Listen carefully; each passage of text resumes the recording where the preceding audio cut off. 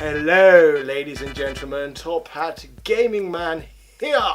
And a few months ago on my channel I uploaded a little video about the Nintendo Wii and about my feelings regarding the system being underrated.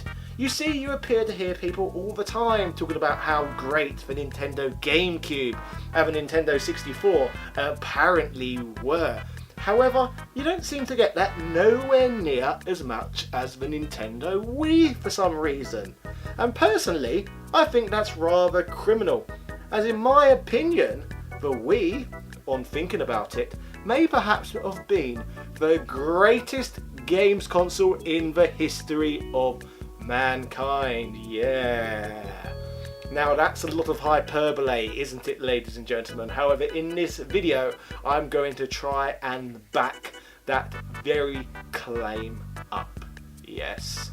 So firstly, let's talk about the Nintendo Wii for a bit and its fantastic library of physical media available for the system. There are various discs that are available which are absolutely fantastic. Like, let's take the Mario Galaxy games for example. Those two games are perhaps the all-time peak in 3D platforming. I don't feel that games of that genre have ever been better than those two games, and there are a lot of high quality games just like that within the Nintendo Wii's library. However, there is a lot more to what you can play on the Wii than the simple Wii discs. Apart from that, the Nintendo Wii is also backwards compatible with many fanboys' favourite system known as the Nintendo GameCube. The Wii is so fantastic it can play the whole GameCube library as well. You just pop the discs in and straight away, boom, you're playing GameCube, ladies and gentlemen. Essentially, making the GameCube pretty redundant today, unless you want to use it for a Game Boy player, of course, because GameCubes are quite expensive and Wii's are about £20, so you just buy one of those and pop your Wii discs in. Apart from that as well, they really thought about this backwards compatibility of the system, because there are even control ports on top of the device, so you can slot your GameCube controllers straight into the Wii. There's even memory card slots as well, so you can transfer your data from your GameCube and then be playing it on the Wii instead. Like, how great is that? Like, I don't feel that gaming companies are anywhere near as thoughtful anymore with giving the consumer value for money, in giving them the ability to go back and play in loads of their previous purchases so easily. Now let's take the Nintendo Switch for example. For some reason, Nintendo are expecting us to buy exactly the same games from the Wii U all over again on the Nintendo Switch. You don't even get a discount or anything like that if you've already bought the Wii U game in the past. How disgusting is that? Us Wii U owners have been completely disrespected by Nintendo in regards to that, really. Like, no respect for our prior purchases.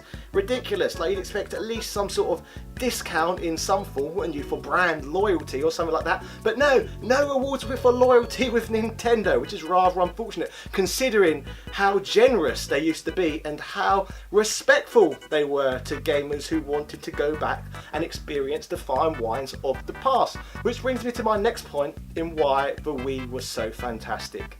The Wii introduced the Nintendo Virtual Console, which was so bloody good. How good was the Virtual Console on release? It was so groundbreaking and just all round ridiculous, I suppose. It essentially gave you the option to legally play a large variety of the great Super Nintendo games, the great NES games. Yes, I said NES because that's what we often used to call it in my country back in the day. It allowed us to even play stuff like Nintendo 64 games as well. A lot of those are available on the Nintendo Wii. And then you had stuff which wasn't even from Nintendo, like you could play a large variety of Sega Mega Drive games on the platform. There was even Master System games on there as well. PC Engine games on the Nintendo platform, and the Turbo graphics pretty much sold diabolically bad in Europe, so that was my first opportunity to really play those games at all in a legal way. Also as well, you've even got, surprisingly, like, I don't even think many of you will even know this, there's a wide selection, well, not wide, there is a selection, I would say, there is a selection of Commodore 64 games you can even download on the Wii. Like, how crazy is that? So you've got this, well, you had this awesome virtual console service, which was fairly cheap to use, and apart from that as well, if you're that way inclined, you can hack your Wii now and use it as the greatest emulation box of all time. But we're just talking about the legal purposes of what made the Wii so great. The virtual console, it was amazing, wasn't it? Like, I literally remember when it first came out, the virtual console, thinking to myself, this is amazing. Like, how good is it we'll suddenly be able to play all of these Nintendo games, or games all round from a variety of different platforms, on modern hardware. Like, hopefully we'll have this service and now we'll just be able to transfer it from one Nintendo platform to the next, and we'll always have this digital library of games connected to our Nintendo devices. Obviously my inferences were completely wrong, because I didn't know, but it turned out that Nintendo would expect you to just buy the games on different platforms over and over and over again, which is rather naughty, although they haven't always been that dirty, I suppose. There was that period when the Wii U came out, because the Wii U is the only platform really you can put in the same breadth in terms of depth as the Wii, where you could transfer the stuff you downloaded on the Wii shop, so the virtual console, you could transfer your games from the Wii over to the Wii U at the time as well, which was nice. We're not being given those same opportunities with the Switch. We're not given any brand loyalty rewards with the Switch. Actually, it's really criminal. And another thing that gives me a bit of a bad taste in my mouth regarding modern Nintendo. No respect for their loyal customers such as myself. But yeah, the Wii U. That's the only console I could really put up there with the Wii in terms of the amount of diversity on the platform. For the Wii Virtual Console, again, you can access it, well, you could, like I said, Nintendo have cut these services because they're a lot tighter than they used to be. You could access the Wii Virtual Console on the Wii U. So you had all of those systems, and on top of that, there was a Wii U Virtual Console too, which offered Game Boy Advance games and Nintendo DS games. The only flaw with the Wii U, which is why I put it a step below the Wii, was that it lost the backwards compatibility to be able to play GameCube discs. However, it was compatible with Wii discs, so you gain one, you lose one. So it's up to you really. What do you think is a better combination of library? Is it GameCube and Wii, or Wii and Wii U? That's up to you really. Personally, I think the Wii/GameCube is a little bit deeper than the Wii U/Wii, in my opinion. So I'd still put the Wii as the system with the most choice. But again, another thing with the Wii U, you had the HDMI on the back, didn't you? So you could play all those games using the HDMI. So out of the Wii and the Wii U, it's kind of a close call in which of those systems offered you a better quality gaming experience. Although, as great as those systems were, and the gaming experiences in which they offered, what I find quite sad is that 95% of people aren't really that interested in gaming's past, are they? They're not that interested in all the fine wines over the last 30 years, which the Wii and the Wii U let us go back and experience so easily.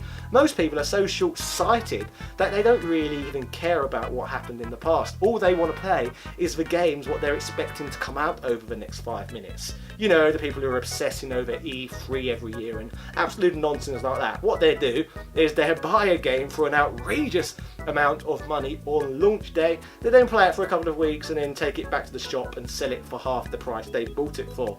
You lose a lot of money gaming that way, not quite the way I'd like to game. So I'd understand why a lot of people preferred the 360 and the PlayStation 3, because they were really interested in what was new rather than our fine gaming heritage in which we have gained over the past. And for me, that's one of the things that was so great about the Wii. It wasn't just a celebration of Nintendo successes. You had a variety of Sega greatness on there.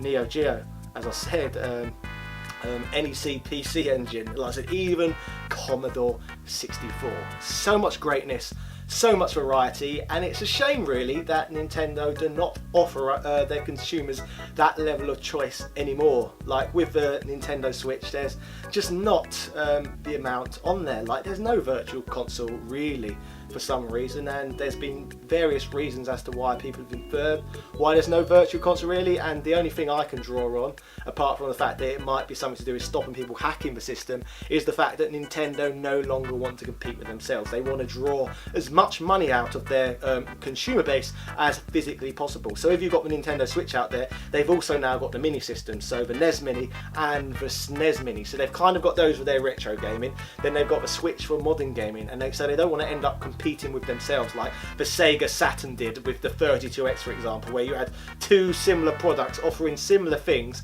which was just a little bit too much for the consumer, wasn't it? I suppose.